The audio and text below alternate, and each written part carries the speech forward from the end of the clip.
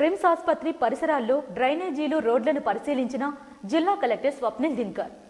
జిల్లా కేంద్రంలో కలెక్టర్ స్వప్నిల్ దినకర్ శుక్రవారం ఆకస్మిక తనిఖీలతో యంత్రాంగాన్ని ఉరుకులు పరుకులు పెట్టించారు. తొలుత డీసీసీబీ కాలనీలో పర్యటించిన ఆయన కాలువల్లో పేరుకుపోయిన పూడికను చూసి అధికారులపై ఆగ్రహం వ్యక్తం చేశారు. తక్షణమే పూడిక తీత పనులు చేపట్టాలని ఆదేశించారు. అనంతరం ప్రైవేట్ ఆర్వో ప్లాంట్ ను పరిశీలించి ఆర్డబ్ల్యూఎస్ కెమిస్ట్రీ ద్వారా నీటి నమూనాలను సేకరించారు. నగరంలోని అన్ని ఆర్వో ప్లాంట్లపై సమగ్ర నివేదిక సమర్పించాలని అధికారులను అక్కడికక్కడే ఆదేశించారు. పిఎస్ఎన్ఎం డగ్లస్ పాఠశాల పరిసరాలను తనిఖీ చేసిన కలెక్టర్ కూరగాయలు, పండ్ల వ్యాపారులు రోడ్డు పక్కనే నిర్లక్ష్యంగా వ్యర్థాలు వేయడంపై తీవ్రంగా స్పందించారు.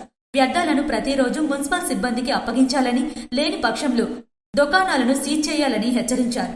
రిమ్స్ ఆసుపత్రి పరిసరాల్లో డ్రైనేజీలు, రోడ్లను పరిశీలించిన కలెక్టర్ చెత్తను డస్ట్బిన్ లో వేయకుండా రోడ్లపై విసిరే వారిపై భారీ జరిమానాలు విధించాలని ఆదేశించారు.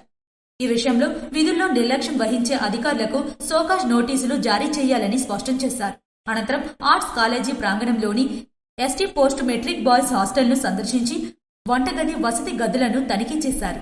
అక్కడ జరుగుతున్న బాత్రూం పనులపై పలు సూచనలు చేస్తూ విద్యార్థులు తప్పనిసరిగా కాచి చల్లార్చిన నీటిని తాగాలని సూచించారు. విద్యార్థుల ఆరోగ్యం విషయంలో ఎటువంటి రాజీ పడకూడదని వార్డెన్లకు దిశానిర్దేశం చేశారు. శాంతినగర్ మున్సిపల్ పంప్ హౌస్ వద్ద ఐపీఎం బృందం సేకరిస్తున్న నీటి నమూనాలను కలెక్టర్ స్వయంగా పరిశీలించారు. డయేరియా ప్రభావిత ప్రాంతాలతో పాటు నగరంలోని అన్ని వార్డుల నుంచి శాంపిల్స్ సేకరించాలని ఆదేశించారు. ప్రజారోగ్య పరిరక్షణే ధ్యేయంగా యంత్రాంగం పనిచేస్తుందని, నిబంధనలు ఉల్లంఘించే వారిపై కఠినంగా వ్యవహరిస్తామని ఈ సందర్భంగా కలెక్టర్ హెచ్చరించారు.